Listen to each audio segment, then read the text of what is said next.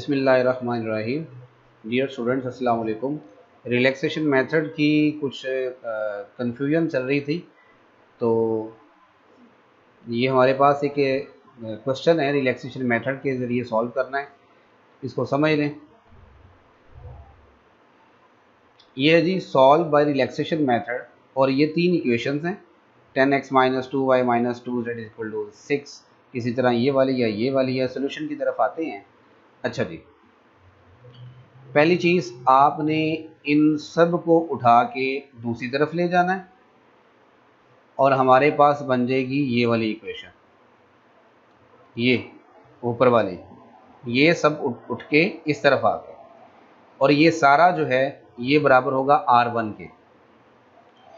इसी तरह ये तीनों वेरिएबल्स उठा के इस तरफ ले जाएं साथ वाली साइड पे, तो हमारे पास ये इक्वेशन बन जाएगी ये वाली, और ये आ जाएगा R2। इसी तरह ये तीनों वेरिएबल्स उठा के इस तरफ ले जाएं, तो हमारे पास जो इक्वेशन बन जाएगी वो ये बन जाएगी, और ये R3 रेसिडल R3 के इक्वल है। ठीक है जी, ये तो आप सबको समझ आ गई होगी। अब हमारे पास दो तरह के टेबल होते हैं। एक टेबल ऑपरेशन टेबल बनेगा पहले, और उसके बाद रिलैक्सेशन टेबल बनेगा। अब ऑपरेशन टेबल समझ लें। हमारे पास इक्वेशन जो थी वो तीन वेरिएबल्स वाली हैं, x, y और z वाली। आपने क्या करना, टेबल बनाएं, x, y, z, R1, R2, R3 लिख दिया।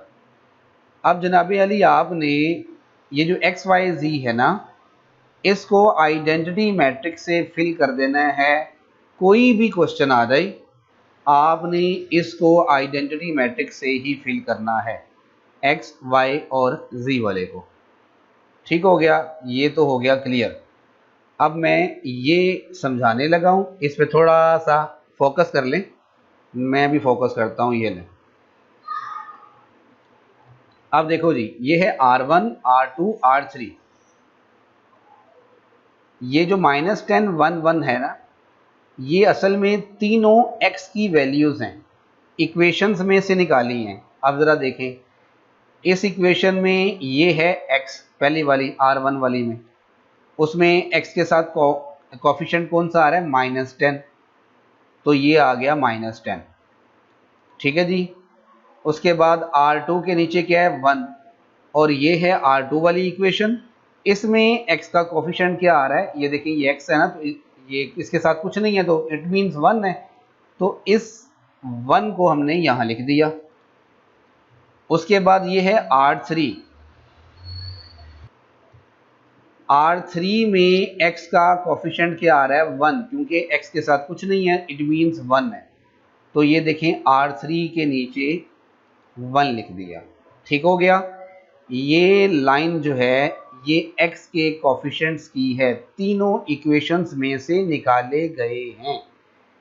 -10 इस इक्वेशन में से, 1 इस इक्वेशन में से, और ये वाला 1 इस इक्वेशन में से, इस x की का कोफिशिएंट है। ठीक हो गया। अब आते हैं नीचे इस जगह पे, ये जो कोफिशिएंट्स हैं ये y के हैं। ये तीनों इक्वेशंस में से y की वैल्यूज निकाली गई हैं, यानी R1, R2, R3 में से y की। ये देखिए क्या है, 2, R1, ये देखें R1 के नीचे 2 आ गया। ये है -10, R2 के अगेंस्ट है, ये लें जी, -10 आ गया। ये है 1, y के साथ 1, और ये आ गया 1। ठीक हो गया। अब ये जो तीनों है ना, ये z के कोफिशिएंट्स हैं तीनों इक्वेशंस में से। आप देखें, इस इक्वेशन में R1 वाली में z का क्या आ रहा है, 2, R2 वाली में z का क्या आ रहा है, 2, ये 2 लिख दिया, और R3 वाली जो है ये वाली, इसमें z का क्या आ रहा है, -10, ये देखें जी, -10 लिख दिया। मेरा ख्याल है अब आपको समझ आ गई होगी कि ये सारी वैल्यूज़ फिल यहाँ से हुई हैं, इन तीनों में से। फर्स्ट लाइन में x के कोफिशिएंट्स हैं, सेकेंड लाइन में y के हैं, और थर्ड लाइन में z के कोफिशिएंट्स हैं। ओके, अब आगे मज़ीद चलते हैं, यहाँ से निकालने हैं, यहाँ से इन इक्वेशन से जो R1 R2 R3 की हैं, यहाँ से ना निकाल लेना, वरना अलामतों का फ़र्क आ जाएगा, साइन चेंज हो जाएगा।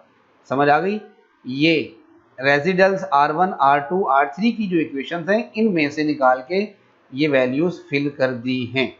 अब आगे चलते हैं, रिलैक्सेशन टेबल है।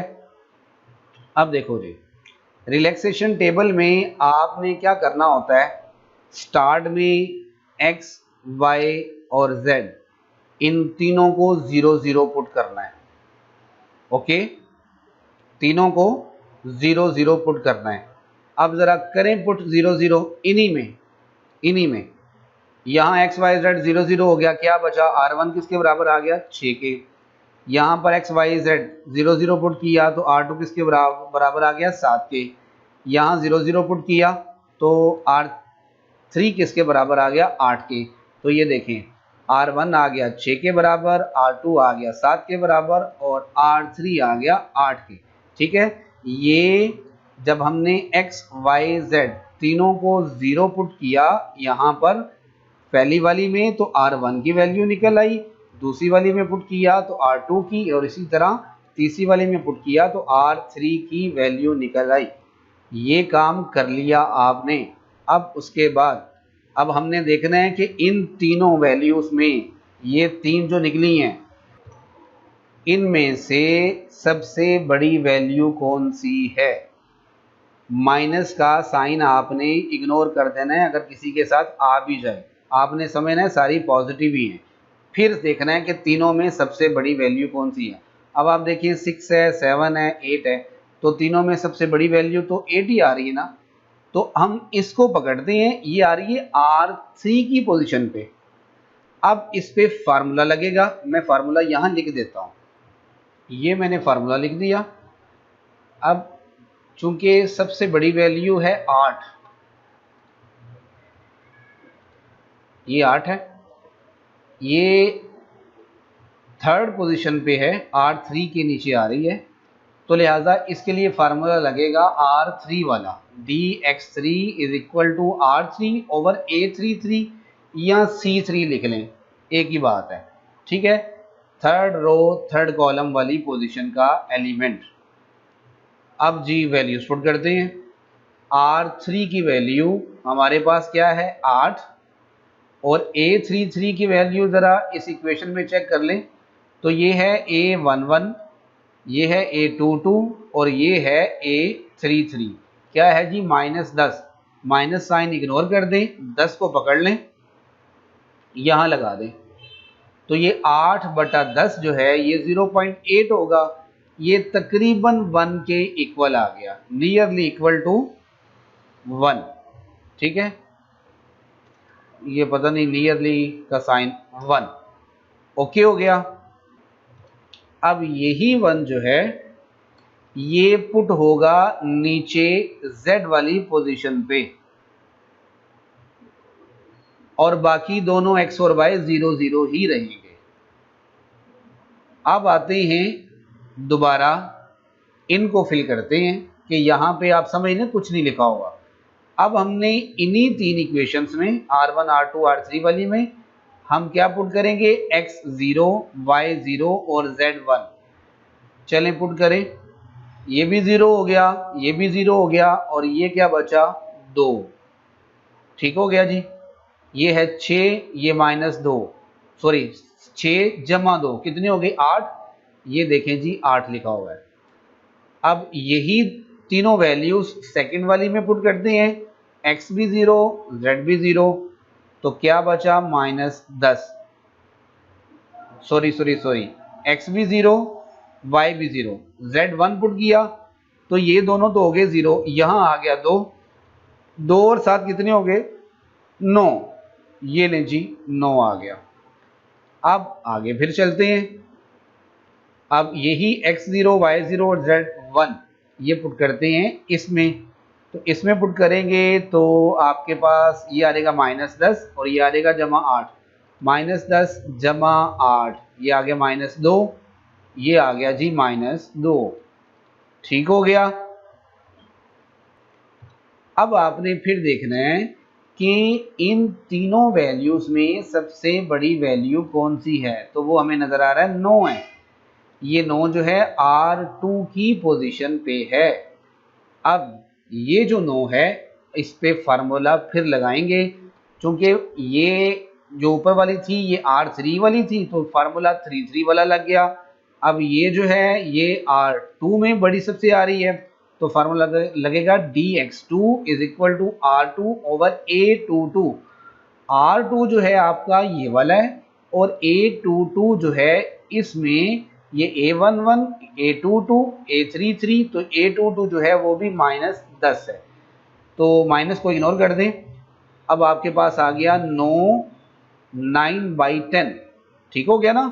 9 इसका R2 और 10 ऊपर वाला 9/10, ये 0.9 which is near equal to 1, ये भी तकरीबन 1 बनता है। तो क्योंकि ये सेकंड पोजीशन पे है तो लिहाजा y को यहाँ पे 1 कर देंगे और बाकी x और z 0 अब ये तीनों वैल्यूज फिर इन तीनों में पुट करें, इन तीनों में पुट करके R1 की जो निकलती है R1 के खाने में फिल कर दें, 10 आ गई।